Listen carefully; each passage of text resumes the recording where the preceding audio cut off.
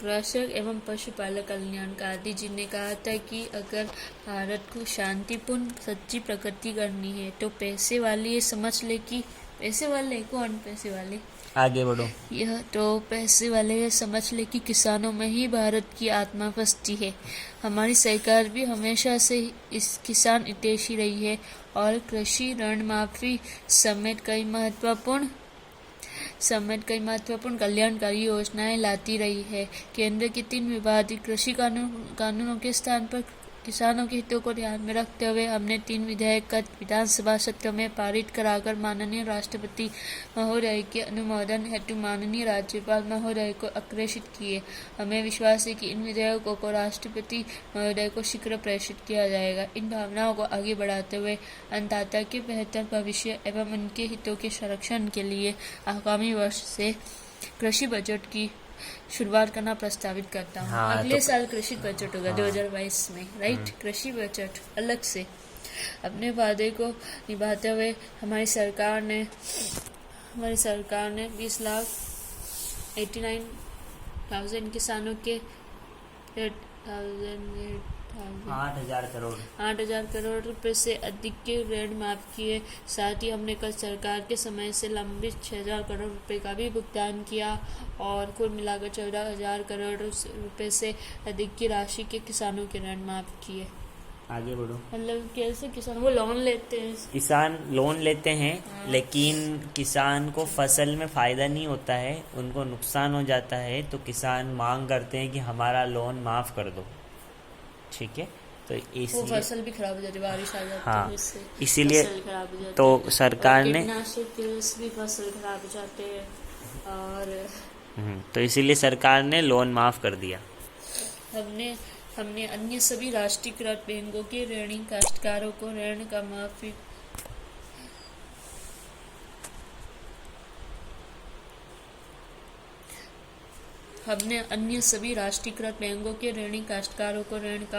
ऋण माफी का लाभ देने के लिए भारत सरकार को प्रस्ताव भेजा। इस संबंध में भारत सरकार से अभी तक सहमति प्राप्त नहीं हुई है। ऐसी स्थिति में भी हम state level bankers committee SLBC के संपर्क में रहकर ऋण प्रयासरत है कि ऋण माफी से शेष रहे राष्ट्रीयकृत बैंकों, अनुसूचित बैंकों एवं क्षेत्रीय ग्रामीण बैंकों के ऋणी कृषकों के ऋण बैंकों की वन टाइम सेटलमेंट योजनाओं का उपयोग करते हुए माफ करवाए जाए। ये अलग अलग बैंक के हुए। आगे बढ़ो, इम्पोर्टेंट नहीं। हमारी सरकार द्वारा वर्ष 2000 इम्पोर्टेंट नहीं है ये, आगे बढ़ो। नहीं, यहाँ ऐसे पढ़ रही हूँ। हाँ आपका माइंड में। हमारी सरकार द्वारा वर्ष 2012-13 में ब्याज मुक्त फसली ऋण योजना लागू की गई है। इसमें ब्याज नहीं लेंगे, किसानों को लोन देंगे लेकिन ब्याज नहीं लेंगे। ब्याज भी लेते हैं साथ में, हाँ, लोन लेते हैं उसके साथ इंटरेस्ट को गिनने में ब्याज। यस। वर्ष 2020-21 में कोविड महामारी के बावजूद भी हम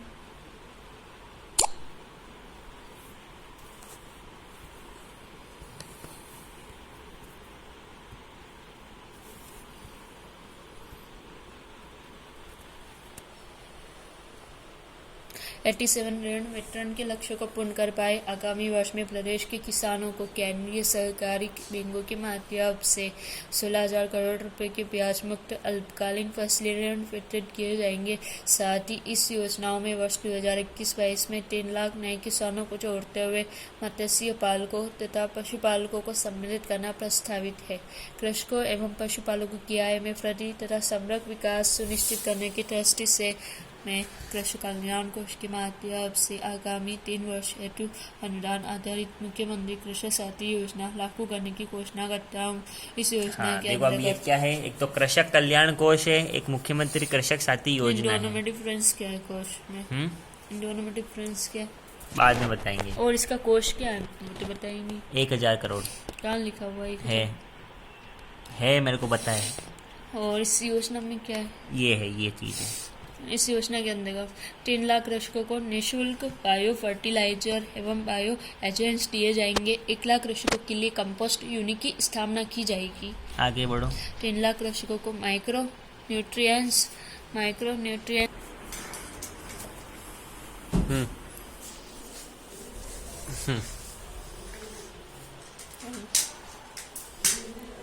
लाख कृषकों को 1 लाख कृषकों के लिए कंपोस्ट यूनिट अपना दिमाग ना लगाएं और सही पढ़ें। बनाएं। आप पढ़ें। 1 लाख कृषकों को के लिए कंपोस्ट यूनिट की स्थापना की जाएगी। रोटी बनी? 3 लाख खड़े होने कृषकों को 3 लाख कृषकों को माइक्रो न्यूट्रिएंट्स किट उपलब्ध कराए जाएंगे। 5 लाख कृषकों को उन्नत किस्म के बीज वितरित किए जाएंगे। 30,000 कृषकों के लिए रिक्की व फॉल पॉन्ड बनाए जाएंगे। 1,20,000 किसानों को स्प्रिंकलर व मिनी स्प्रिंकलर दिए जाएंगे। स्प्रिंकलर क्या होता है? फव्वारा। हमने 3 टाइप्स बताया था, एक drip irrigations,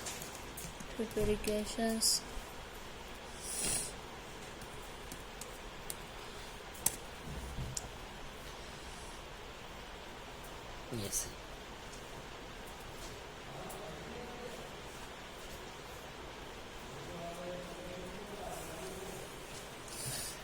yes. Sprinkler irrigations. ये तो फिर वो अलग होता है। स्प्रिंकलर आगे बढ़ो, आगे ये बढ़ो। स्प्रिंकलर हाँ। इरिगेशंस, स्प्रिंकलर मिनी स्प्रिंकलर दिए जाएंगे। 1,20,000 किसानों को स्प्रिंकलर व मिनी स्प्रिंकलर दिए जाएंगे। 120 फार्मर प्रोड्यूसर ऑर्गेनाइजेशन FPO का गठन एवं सुदृढ़ीकरण किया जाएगा, जिसके अंतर्गत उत्पादों की क्लीनिंग,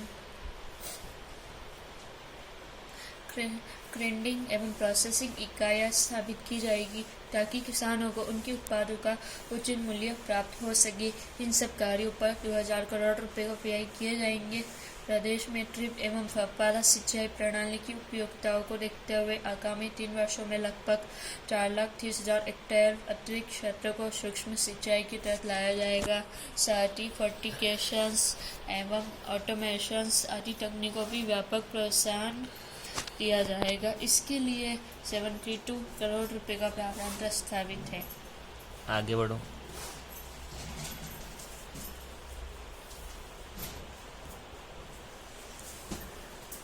में कृषि जिन्सों क्या होता है? कृषि जीन्स का मतलब होता है जैसे सोया, जो भी फसल होती है ना उसको कृषि जीन्स बोलते हैं। फसल को जिन्स, हाँ, कृषि- फसल को जीन्स बोलते हैं। कृषि फसलों। कृषि जिन्स एवं उनके प्रोसीड उत्पादों के व्यवसाय व निर्यात को बढ़ावा देने के लिए आगामी 3 वर्षों में प्रत्येक जिले में चरणबद्ध रूप से मिनी फूड पार्क स्थापित करने की घोषणा करता हूँ। आगामी वर्ष में पाली, नागौर, बाड़मेर, जैसलमेर, जालौर, सवाई माधोपुर, करौली, बीकानेर एवं दौसा जिलों में 200 करोड़ रुपए की लागत से मिनी फूड पार्क बनाए जाएंगे। साथ ही मथानी और जोधपुर में लगभग 100 करोड़ रुपए की लागत से मेगा फूड पार्क की स्थापना की जाएगी। आगे बढ़ो। Mega food park Jodhpur. हाँ, मेगा फूड पार्क क्या होता है ऐसे?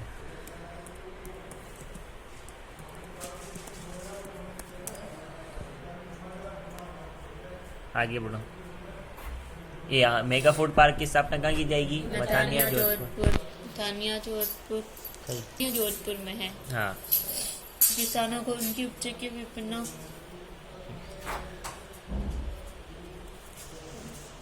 ये ऐसे मेगा फूड पार्क होता है। ऐसे ऑयल सेलर जैसे। हाँ, यहाँ पे लाते हैं, यहाँ पे ऐसे प्रोसेसिंग करते हैं ऐसे। ये ऐसे देखो, सब्जी बेचने, सब्जी मंडी ये जैसे हो गए ना। ये जैसे यहाँ पे आके जैसे आलू है तो उससे चिप्स बनाएंगे ऐसे। ये देखो ऐसे। चलो कोई बात नहीं, छोड़ो। ये देखो, ये देखो। समझ नहीं आया। कोई बात नहीं। किसानों को उनकी उपज के विपणन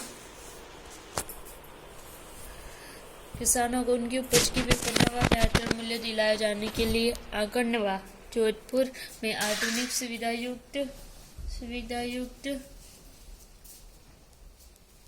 पढ़ो। किसानों को उनकी उपज की विपणन व बेहतर मूल्य दिलाए जाने के लिए आंगनवा जोधपुर में आधुनिक सुविधा युक्त ज्योतिबा फुले कृषि उपज मंडी स्थापित की जाएगी। इस पर 60 करोड़ रुपए का व्यय होगा। आगे बढ़ो। क्वेश्चंस बन रहे, नहीं ये प्लग पढ़ना नहीं है, नहीं है, नहीं है, आगे बढ़ो।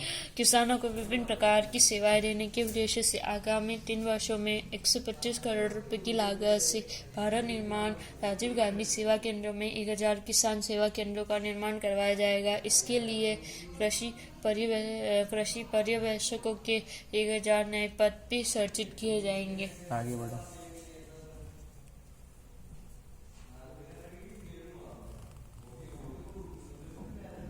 हमने सरकार बनाते ही 5 वर्षों हेतु किसानों के लिए बिजली की दरें नहीं बढ़ाने की घोषणा की थी। हमने सरकार बनाते ही इम्पोर्टेंट नहीं है, आगे हमने बढ़ो। सरकार बनाते ही 5 वर्षों हेतु किसानों के लिए बिजली की दरें नहीं बढ़ाने की घोषणा की थी। किसानों को इस वर्ष हम 12,700 करोड़ रुपए की सब्सिडी दे रहे हैं तथा आगामी वर्ष के लिए भी 16,000 करोड़ रुपए से भी अधिक का प्रावधान प्रस्तावित है। खेतियों हेतु पर्याप्त बिजली की उपलब्धता, बिजली खरीद में पारदर्शिता व अच्छे वित्तीय प्रबंधन के लिए मैं नई कृषि विद्युत वितरण कंपनी बनाने की घोषणा करता हूँ। जैसे अब कृषि बजट, अब दूसरा है कृषि विद्युत वितरण कंपनी। एक Yes. अलग से कृषि के लिए विद्युत वितरण कंपनी काम करेंगे, यस, राइट यस, ना। जैसे अभी रात को किले मतलब चाहिए बिजली, जो रात को में भी फसल काटने Yes. जाते, क्या करते, मतलब पानी डालने जाते, क्या करते? मोटर चलाते हैं। अच्छा, मोटर, ओके। कृषि विद्युत वितरण कंपनी बनाने की घोषणा करता हूँ।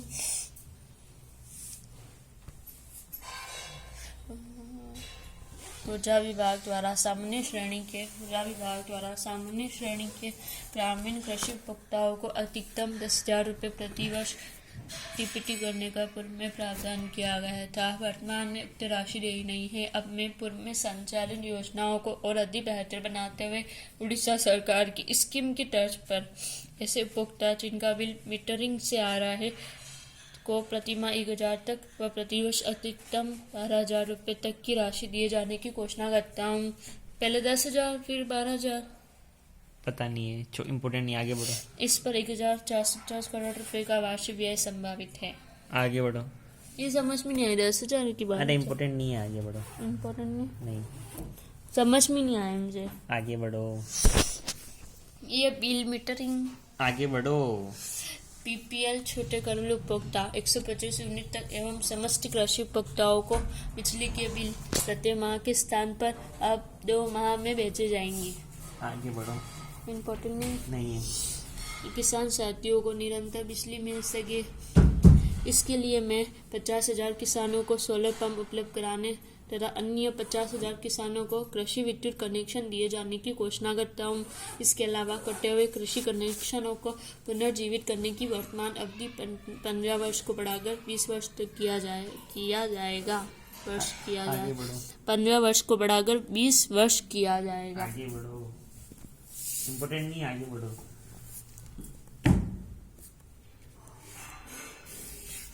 राज्य की कृषि उपज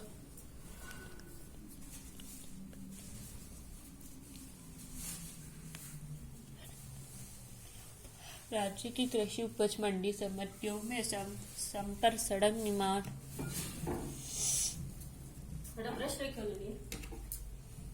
आगे बढ़ो। राज्य की कृषि उपज मंडी समितियों में संपर्क राज्य की कृषि उपज मंडी समितियों में संपर्क, सड़क निर्माण, अन्य आधारभूत संरचना विकसित करने तथा मंडियों को ऑनलाइन करने हेतु आगामी 3 वर्षों में 1,000 करोड़ रुपए की लागत के कार्य कराए जाएंगे। आगे बढ़ो। परपसर, लांडनू, नागौर, उज्जैन, भरतपुर, फतेहगढ़, बसिदार मंडी, जैसलमेर। फतेहगढ़ जैसलमेर में, आगे बढ़ो। फतेहगढ़ जैसलमेर में, क्या फतेहगढ़ जैसलमेर में है, पता नहीं मुझे। ये लिखा हुआ फतेहगढ़ व सुधार मंडी जैसलमेर में। यस, यस, जैसलमेर में है। यस। जैसलमेर में कृषि उपज मंडी, पूकल, राजूवाला, बीकानेर में कोर्ण मंडी बनाया जाना तथा दूदू, जयपुर को स्वतंत्र मंडी व तारानगर, चूरू को मुख्य मंडी घोषित किया जाना प्रस्तावित है। साथ ही पातुरु, सिवाना, बाड़मेर में फल सब्जी मंडी बनाई जाएगी। आगे बढ़ो। जोधपुर संभाग के किसानों को एक ही स्थान पर सुविधाएं उपलब्ध कराने हेतु पावटा कृषि एवं उद्यानिकी विभाग, उद्यानिकी क्या होता है? मतलब फल वगैरह। उद्यानिकी विभाग के कार्यालय को राजमाता विजयराजे सिंधिया कृषि उपज मंडी नाच। इतना लंबा नाम समझ आगे ही बढ़ो, नहीं आया। इम्पोर्टेंट नहीं है। अनाज पटवासी जोधपुर में स्थानांतरित कर किसान कॉम्प्लेक्स बनाया जाएगा। आगे बढ़ो, इस पर 20 करोड़ रुपए की लागत आएगी। आगे बढ़ो। क्लिक करो इस पे पहले। हाँ, क्लिक करो। हाँ, प्रदेश में खेती की लागत को कम करने तथा प्राकृतिक खेती को बढ़ावा देने के उद्देश्य से हमने वर्ष 2019 में जीरो बजट नेचुरल फार्मिंग योजना शुरू की थी। ये 2019 का बजट है। हाँ? 2019 में चालू किया था। आगे बढ़ो, फटाफट कंप्लीट करो आप किसान कृषि। कितना बड़ा है यार, रुक जा देखने दे। भूख लग रही। हाँ ले, फटाफट खत्म कर, इसको खत्म कर। टीचर को तो नींद आ रही है। भूख लग रही है।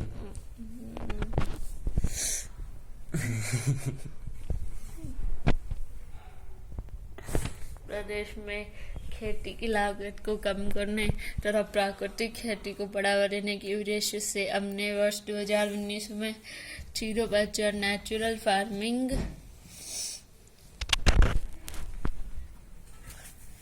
प्रदेश में खेती की लागत को कम करने तथा प्राकृतिक खेती को बढ़ावा देने के उद्देश्य से हमने वर्ष 2019 में जीरो बजट नेचुरल फार्मिंग योजना शुरू की थी। इसके अंतर्गत आगामी 3 वर्षों में 60 करोड़ रुपए व्यय कर 15 जिलों के 36,000 किसानों को लाभान्वित किया जाएगा। बीकानेर के राजस्थान पशु चिकित्सा एवं पशु विज्ञान विश्वविद्यालय तथा श्री कर्ण नरेंद्र कृषि विश्वविद्यालय जोबनेर जयपुर में डेयरी विज्ञान एवं प्रौद्योगिकी महाविद्यालय की स्थापना की जाएगी। आगे बढ़ो, आगे बढ़ो।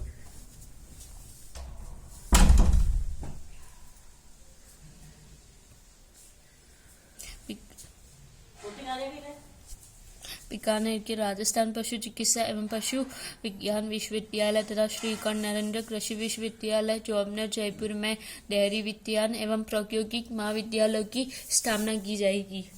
आगे बढ़ो।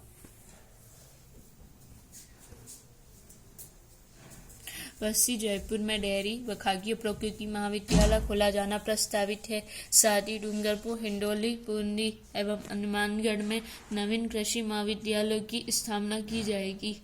दूध उत्पादन को बढ़ावा देने व उत्पादकों की सहूलियत के लिए मैं राजसमंद जिला में स्वतंत्र रूप से नए दूध उत्पादक सहकारी संघ के गठन की घोषणा करता हूँ। वर्ष 2021-22 के लिए राज्य में नए दूध संकलन रूट प्रारंभ करने के साथ ही जिला दूध संघों में संचालित 1,500 दूध संकलन केंद्रों को प्राथमिक दूध उत्पादक सहकारी समितियों के रूप में पंजीकृत किया जाना प्रस्तावित है। कृषि कार्यों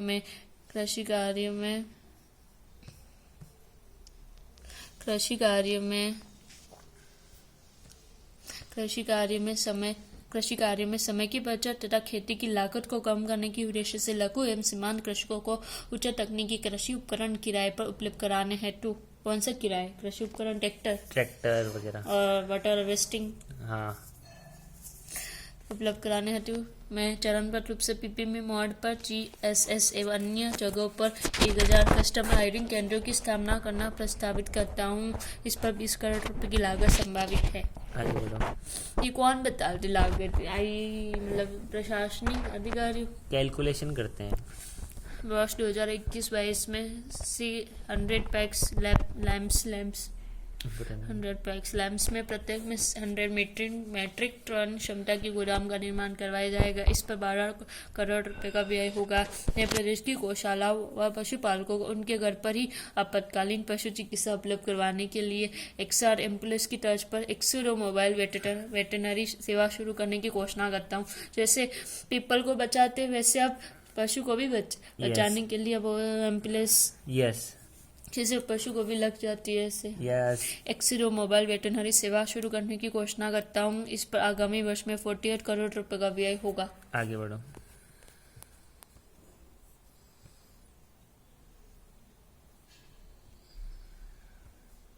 प्रदेश में पशु चिकित्सा सुविधाओं के विस्तार हेतु चौबनेर में पशु विज्ञान केंद्र व नावा नागौर में पशु चिकित्सा विज्ञान महाविद्यालय खोला जाएगा। वर्तमान में संचालित 200 पशु चिकित्सा उपकेंद्रों व 198 पशु औषधालयों को पशु चिकित्सालयों में क्रमोन्नत किया जाएगा। राजकीय पशु चिकित्सालय पुराड़ा किशनगढ़ अजमेर को राजकीय प्रथम श्रेणी पशु चिकित्सालय में क्रमोन्नत किया जाएगा। पिलवा टेटवाना नागौर में पशु चिकित्सा उपकेंद्र खोला जाएगा। पशु चिकित्सा सेवाओं को सुदृढ़ एवं आधुनिक बनाने हेतु प्रत्येक पशु चिकित्सालय में राजस्थान पशु चिकित्सा रिलीफ सोसाइटी का गठन किया जाएगा।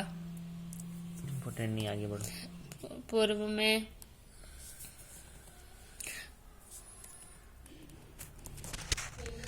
में सभी गौशालाओं के विद्युत कनेक्शन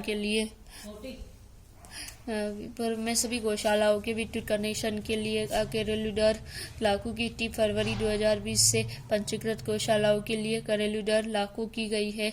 गौशालाओं को आर्थिक संबल देते हुए आगामी वर्ष से सभी पंजीकृत गौशालाओं के लिए घरेलू दर की आधी राशि राज्य सरकार द्वारा वहन की जाएगी। हमने प्रत्येक ब्लॉक में नंदीशाला बनाने की ये खत्म हो गया।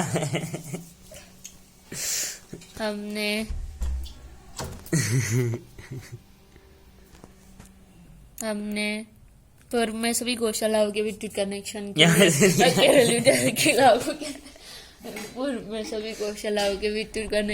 लिए घरेलू दर लागू की थी। फरवरी 2020 से पंजीकृत गौशालाओं के लिए घरेलू दर लागू की गई थी। गौशालाओं को आर्थिक संबल देते हुए आगामी वर्ष से सभी पंजीकृत गौशालाओं के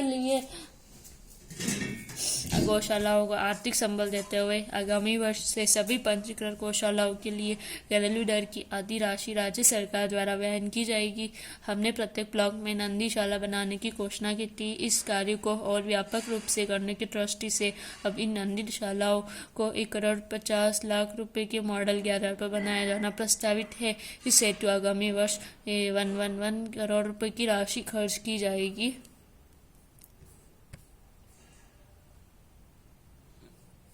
इसमें क्वेश्चंस बन रहे, इम्पोर्टेंट नहीं है। क्वेश्चंस नहीं है। नहीं।